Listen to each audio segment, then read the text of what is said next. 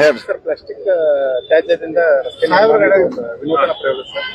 ಬೇರೆ ಬಹಳ ದಿವಸದಿಂದ ಮಾಡ್ತಿದ್ದಾರೆ. ಬೇರೆ ಬೇರೆ ದೇಶಗಳಲ್ಲಿ, ನಮ್ಮ ದೇಶ ಹೊರ ರಾಜ್ಯ ದೇಶಗಳಲ್ಲಿ ಈಗಾಗಲೇ ಜಾರಿಯಲ್ಲಿ ಇದೆ. ಇದು ಒಂದು ವೇಸ್ಟ್ ಮುಖಾಂತರ, ಪ್ಲಾಸ್ಟಿಕ್ ಮುಖಾಂತರ ಪ್ರಥಮ ಬಾರಿಗೆ 8% ಮಿಕ್ಸ್ ಮಾಡಿ ಒಂದು ಹೊಸ ಪ್ರಯೋಗ ಮಾಡ್ತಿದ್ದಾರೆ.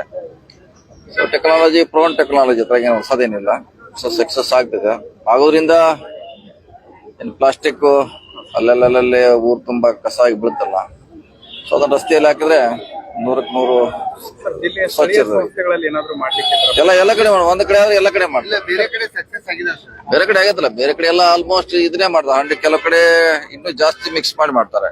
ಇದು ಆಗೋದ್ರಿಂದ ಏನು ಉಪಯೋಗ ಅಂದ್ರೆ ಇದು ಯಾಕಂದ್ರೆ ಇದು ನೆಲದಲ್ಲಿ ಎಷ್ಟೋ ವರ್ಷ ಆದ್ರೂ ಕೂಡ ಇದು ಕರಗೋದಿಲ್ಲ. ಅದು ಸಮಸ್ಯೆ ಅಂದ್ರೆ ಮೇನ್ ಕರಗೋದಿಲ್ಲ ಇದು. ಸೊ ಈ ತರ ಹಾಕಿದ್ರೆ ಯಾರಿಗೂ ಕೂಡ ಸಮಸ್ಯೆ ಇಲ್ಲ, ಫ್ರೆಂಡ್ಲಿ ಆಗ್ತದೆ, ಇಕೋ ಫ್ರೆಂಡ್ಲಿ ಆಗ್ತದೆ. ಡಿಪಾರ್ಟ್ಮೆಂಟ್ ಇಂದ ಈ ತರದ್ ಮಾಡ್ಲಿಕ್ಕೆ ಏನಾದ್ರು ನೋಡೋಣ, ನಮ್ಮಲ್ಲಿ ಪ್ರಯೋಗ ನಡೀತಾ ಇದೆ, ಚೆಕ್ ಮಾಡ್ತೀವಿ. ಸರ್, ಈಗ ಮಹಾನಗರ ಪಾಲಿಕೆಯ ಮೇಯರ್ ಮತ್ತು ಡೆಪ್ಯೂಟಿ ಮೇಯರ್ ಅನುದಾನ ದುರ್ಬಳಕೆ ಆಗಿರೋದ್ರ ಬಗ್ಗೆ ಈಗಾಗಲೇ ಆಗಿದೆ. ನೋಡೋಣ, ಅದ್ರ ಬಗ್ಗೆ ನನಗೂ ಹೇಳಿದ್ದಾರೆ. ಅದು ಎಮರ್ಜೆನ್ಸಿ ಫಂಡ್ ಅನ್ನ ಬೇರೆ ಇದಕ್ಕೆ ಯೂಸ್ ಮಾಡ್ತಾ ಅಂತ ಹೇಳಿದ್ದಾರೆ. ಸೊ ಈಗಾಗಲೇ ತಕರಾರು ಆಗಿದೆ. ಕೂಡ ದೂರು ಕೊಟ್ಟಿದ್ದಾರೆ ಸರ್. ಇದೆ, ನನ್ನ ಗಮನ ಕೂಡ ಇದೆ. ನೋಡೋಣ.